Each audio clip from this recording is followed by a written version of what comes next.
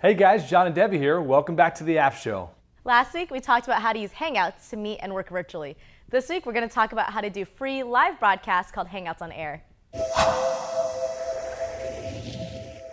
There's a new Contacts tab within Hangouts in Gmail where all your available contacts will actually show up first. You can pin or hide your contacts as well, regardless of their availability. This new feature can be found if you go to the bottom of the Hangouts tab and click the person icon. If you want to add a special character, like my favorite, the ampersand, to Google Docs, Sheets, or Slides, we now support keyword search and freeform input. Freeform input is when you draw the picture of the symbol you have in mind, and the picker returns the closest available characters to what you drew. Hangouts on Air is Google's solution for broadcasting live events like discussions or webinars. Now, we use this on our team primarily for customer solution events, but other Googlers use this for political debates, music events. There's a lot of use cases for it. This is a free service that can be broadcasted to an unlimited amount of people. Now, this looks a lot like Hangouts, but there are a few key differences. One difference is that Hangouts on Air are public. And another one is that you as a host get a lot of tools to help you control the event. Finally, your video is automatically uploaded to your YouTube channel so you can edit and share copies of the broadcast. And if you don't have a YouTube channel, it will prompt you to create one. So you need to work on that and a Google Plus page or profile to get things going. And make sure that Google Plus page or profile is connected to your YouTube channel. All your presenters also need Google Plus accounts, but they don't necessarily need a YouTube channel. Okay, before we jump into the broadcast, let's make sure that we're properly set up for the Hangout on Air. There are a few key steps. First, make sure you have all the system requirements. Probably most important, test your audio. Getting good audio really makes a difference when presenting a Hangout. A few things that can help. Try to use a small room to reduce the amount of echo. If you can't find a good room, you might want to use a headset with a built-in microphone. This can help reduce any feedback and noise as you're presenting.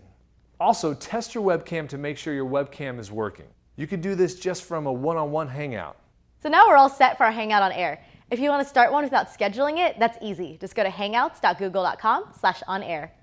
Otherwise, navigate to Hangouts within Google Plus via the left-hand navigation. Click Start a Hangout on Air. Create a name and a description in the first two boxes. And you can choose a start time now. Choose now to start the Hangout on Air immediately after you create the event page, or choose later and fill in the date and time for when you want your Hangout on Air to start. Choose your audience. This is the audience that can see the Google Plus event. If you want to see as many people as possible there, then select Public. If you want to add specific people in circles, they will receive a notification. If you don't want your Hangout on Air to be widely publicized, you can make your event unlisted. Something to keep in mind about unlisted. People can't search for unlisted events, but unlisted does not mean private. If somebody forwards the event link, other people can still view it. Now you click Share to schedule your Hangout on Air. You can also broadcast a Hangout on Air from a Google Plus page rather than your profile. For more information, we've got this link for you here. On the day of the Hangout on Air, you can actually start a Hangout and get all your presenters ready before it goes live. Then when everybody's ready, you can start the broadcast. If you're looking to answer audience questions during the live broadcast, click the Q&A button. I'd recommend doing this first to turn on the Q&A app and start gathering questions early. Click the blue Start button on the play screen. A new window will pop out, and this is the actual Hangout on Air broadcasting window. This does not actually begin the live broadcast itself. It just starts the event for yourself and other presenters. Copy and paste the URL from the top of the broadcast Hangout on Air window and send it to the other presenters. Once the presenters click on the link, they will enter the Hangout and you will see their face on the bottom right of the screen. For you or any other presenter to share your screen, hover over the left-hand side of the Hangout on Air window and select the green screen share icon on the left. Once you click on the icon, you will see a pop-up box. Select the desktop share option. You should see the screen being shared now. This does mean your face is no longer being shared and people are viewing the presentation instead. When you're ready to broadcast the live event, click Start Broadcast at the bottom of the screen. Your broadcast will then be viewable by the public. As a Hangout on Air host, I like to know what the audience can see on screen during a broadcast, and specifically if they can see me so I can stop smiling. If you see the bar at the bottom of the Hangout on Air window that shows the participants, we call that the film strip. It shows up on both the live and the recorded stream. The film strip is seen if there are 3 or more participants in a Hangout on Air.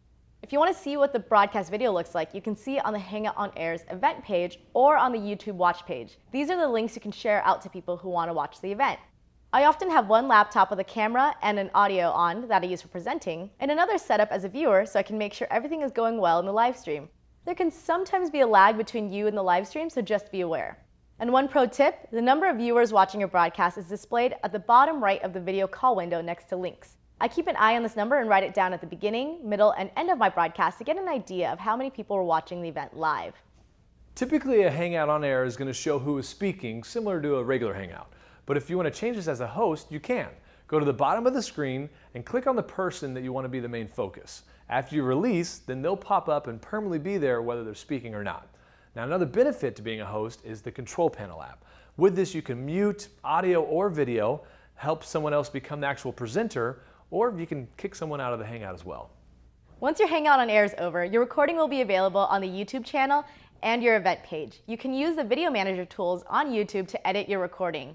If you do, it'll automatically update your event post and your video URL with the edited version. We've talked about how to successfully start a Hangout on air, and we have one more tip for you.